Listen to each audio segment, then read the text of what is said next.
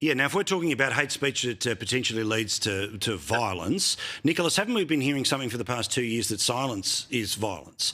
So if you say something, it could lead to violence. If you don't say anything or you don't call it out, I joke, but still, these are the vagaries here, right? Where in Australia, you want to be able to have free and full expression, but also we don't want to live in the sort of nanny state that's turning around and saying, well, somebody else's feelings, and then they get to determine what you really meant to say, when what you really meant to say was nothing other than potentially a joke. Yes, I mean, this is the challenge of making legislation, isn't it? You've got to weigh up competing priorities, put in place the right checks and balances, and hopefully get it right. I mean, I've got to say, Matt's given us a bit of a run through of what's going on in the sausage machine making factory, which is federal parliament. It was a bit disappointing to hear him lead off by playing the man and spending all that time attacking Anthony Albanese, when these are really important issues which need our national legislators to really bring, their best game to the table. What I can tell you is I think Australia needs stronger anti-hate laws. I think we need stronger anti-vilification laws. I don't want to see groups like the Nazis and Islamist hate groups preaching hate and spreading fear in our nation, and I really hope our federal parliament can take strong action there. I also want to see less guns on the streets of Australia, and I hope our national legislators will do their job and give Australians what they want. All right, Matt, I've got a whole list of other stuff, but I've got a feeling this is the fight for the rest of this segment of the show. There are 4 million registered guns in Australia. Again, according to news reports at the time and authorities, there were licensed firearms owners who are alleged to have committed what took place in Bondi. But very obviously, I, like many, have been flamed by legal firearms owners saying, well, hang on, they're going to crack down on me. It's not going to stop one crook who uses any of these things. But we are in a scenario where surely there's an area of compromise here. Australia doesn't need 4 million guns. And I say that as somebody who understands how they need to be used as tools on properties, how some people may want to collect. But what's the case for more than 4 million guns?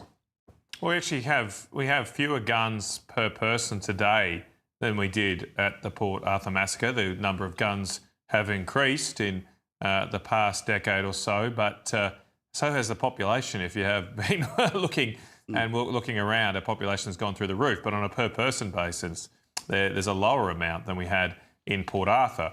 And I don't know. You say we don't need 4 million guns. Well, Paul, what is the number? Do we have 2 million or 1 million or 3 million? What's the number that keeps us safe? I don't know if that's actually a useful metric here to decide these things. Sure. What we should do is have a system in place where anybody that is of serious risk to the broader community, there's a strong chance they don't end up with a gun licence. And clearly the failings here in this particular instance seem to be there wasn't those checks and balances in place for somebody that had been on an ASIO watch list and then could live with somebody else who was a licensed firearm owner. There wasn't a lot of communication there. So those are the sort of things that could be fixed here, instead of this lazy approach where we just take guns off people that have not committed a crime, no risk of committing a crime. I mean, keep in mind the legislation tomorrow doesn't do a lot of what you've just said anyway. It establishes funds for a buyback scheme.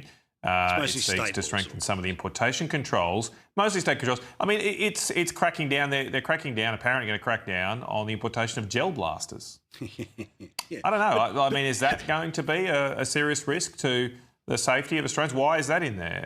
So this is where the detail's really important. People and governments often use these, unfortunately, and quite distastefully, in my view, use tragedies like we've seen to slip in all kinds of things under the guise that we should be doing something when they take away rights from law-abiding Australians. I agree, but don't forget as well, it was the Labor Party who refused in the Senate to vote for mandatory detention of people importing illegal guns. That's against our principles, but now they want to pretend that this is their way to dealing with safety. Nick, the reverse here, right? It's not devil's advocate, but it's serious, right? Which is, okay, plenty of people in and around your city over summer will have said, well, there shouldn't be a single person who has a single gun anywhere in metropolitan Melbourne. It should only be for the bush. That's the way it is. Okay, but sporting shooting is an Olympic sport.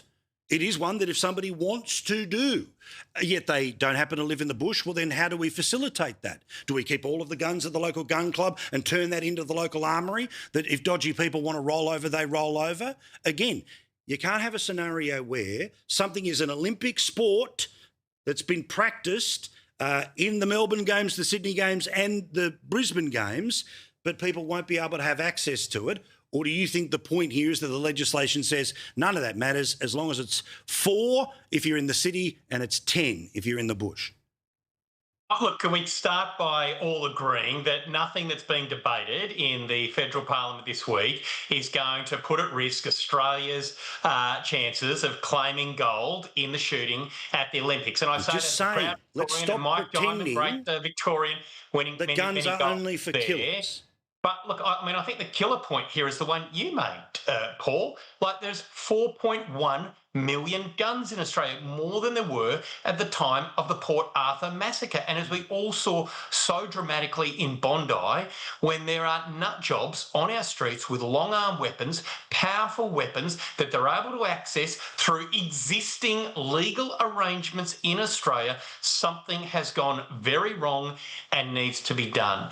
And I think it is really disappointing that the Nationals haven't shown the sort of leadership we saw from the Nationals in these sort of crises in the past and come together with the Liberal Party and other political parties in the Parliament to get the job done that needs to be done. The number one objective of government, remember, is to keep people safe. And as we saw in those terrible events in Bondi, the current laws are not working and we need to have change. And I think, it's not too late for you, Matt. It's not too late for the Nationals. You should get behind these important reforms. I want to know, Nick, what law was missing. Nick said nothing in this legislation tomorrow is going to stop us winning gold. Well, just point to me the provisions there in that section, the Gun Law Act, which is going to stop a Bondi. What's going to prevent Bondi that's in the Act tomorrow? Well, we need tougher rules around who has access to guns. Specific things. Background checks that are done on people. As we saw very clearly in Bondi in December, the system failed. And these reforms are sensible. And the Nationals, as you've done in the past, should get behind them. With all respect, I don't think you've read them, Nick. It's not your job, I know, but there's nothing in there that's going to do that. Now, I wanted to have a chat about Greenland, but alas, matters domestically have taken over. Thank you, lads. We will talk at Mayor, Senator. We'll talk to you again on Monday nights here, each and every week here on Paul Murray.